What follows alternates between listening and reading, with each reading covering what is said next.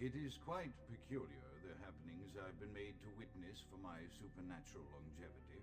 I am thinking of one unfortunate phenomenon in particular, of unique interest to my station, both as a professional and as a sufferer of this vampiric condition.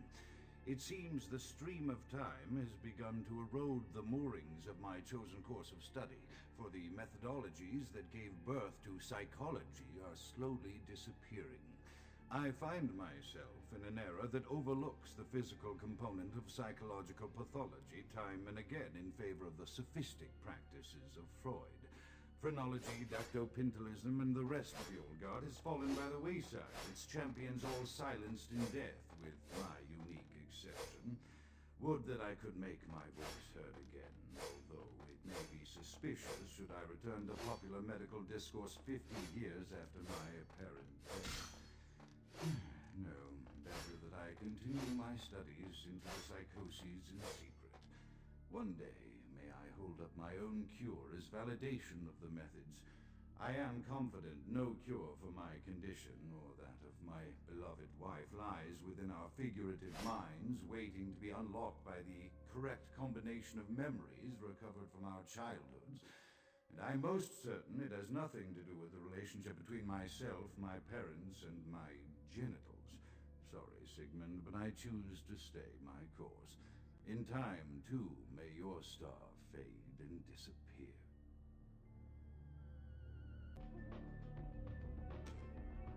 Another unfortunate casualty to tide of time, insane asylums. I lament their loss not only as brokerage houses for the breadth and depth of human psychoses, but also I shall mourn the disappearance of that peculiar environment present only in an insane asylum. That palpable atmosphere of blistered brains and churning bowels, the odoriferous melange of freely flowing bodily humors, that gently rolling cacophony of distant sobs and screams, the muttered cursing at perceived enemies, and the blissful gurgling of the lobotomized, like a newborn babe discovering the sky. I shall still find test subjects as surely as I find bloody sustenance in the night, but this climate, I fear, may never be replicated.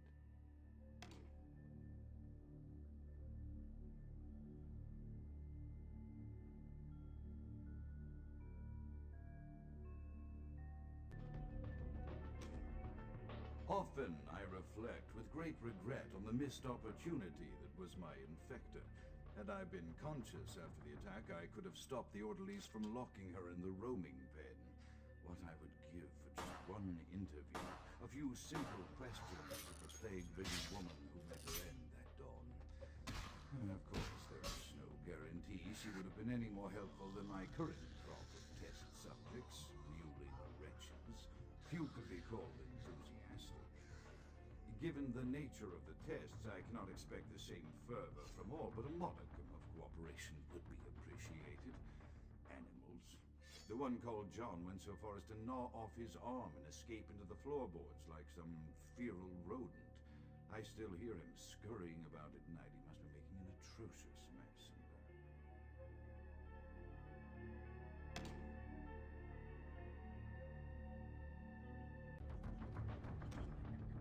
After decades of solitary study into this affliction, I have learned that it is by no means mine alone. Indeed, the city is home to an entire society of similarly afflicted individuals with whom I've only recently made contact. They are an understandably standoffish sort, by and large, but I have been able to confirm with them that the condition is indeed vampirism, which apparently comes in a multitude of strains, each with a spectacular set of symptoms such as invisibility and even a sort of lycanthropy. Through numerous official interactions with the governing body of this secret society, I have concluded that their fundamental understanding of the vampiric condition is woefully lacking and mired in suspicion and pseudo-religious dogma that would make a Turk balk for its strictures. Indeed, they seemed impressed with my studies and the eloquence with which I was able to present them. Apparently, the typical sufferer of my particular strain of vampirism is far from the vanguard of the King's English. So impressed were they that they even offered me an office in their government, a rather high office by the sound of things. I believe I shall accept. If nothing else, it should provide a lofty vantage point from which to observe the breadth and epidemiology of the affliction, so that I may move more expeditiously toward a cure.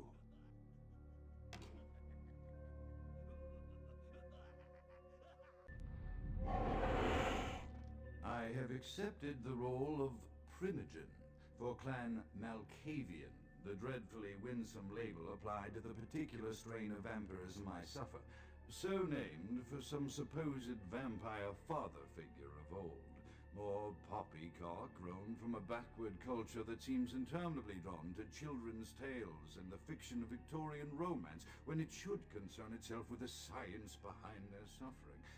No matter, for I have taken this office for no greater reason than to advance my research. I must make mention, however, that even among my would-be peers in this governing body of vampires, the level of paranoia and superstition is frightening. Their intelligence is not the question, no, indeed. As they courted me for this appointment, I had to suspect that their overtures were hand-tailored to what must be my obvious infatuation with reason, for the devil would be well to have such honey-tongued tempers. Even so, I could not help but notice the dressing of language these vampire leaders chose for their siren song.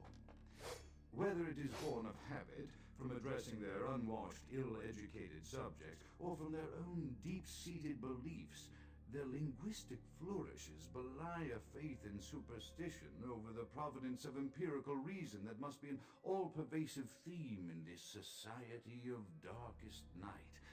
Damn it all, now I'm doing it too.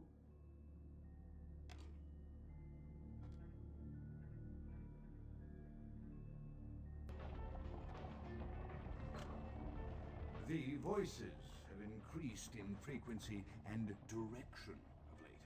They have begun to stay with me long after conversation has ceased and are serving as quite a distraction. I fear others are beginning to notice my preoccupation at the vampire gatherings. I am thinking again of the particular vampire of whom I spoke previously, who I dare not name for my growing fear. If the voices are to be believed, then my caution is warranted, for they speak of his blackest crimes, both past and future. More than once I have seen the suspicion in his eyes and heard the distrust in his voice when speaking with me. The fear must register on my face, as it is all I can do in these moments to keep from crying out in chorus with the voices.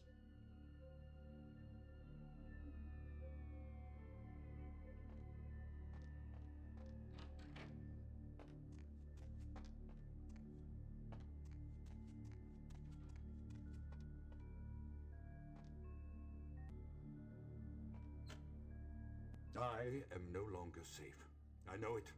The voices have proven themselves authentic, and I have withdrawn from the Vampire Society entirely. My absence will no doubt draw attention, but I could no longer hold my fragile composure around the ravenous eyes of my vampire peers, especially not around him. The voices compelled me to make what I fear is a Faustian bargain, but I had to, for their demands are constant and merciless. I have secluded myself within the mansion. I know he will strike out at me. He will go to any length to achieve his ambitions, and he knows it, I know. I have taken precautions to protect my beloved wife. A cure will have to wait until our immediate safety is guaranteed. The mansion was constructed with security in mind, but at that time I was not privy to the full range of vampire capabilities.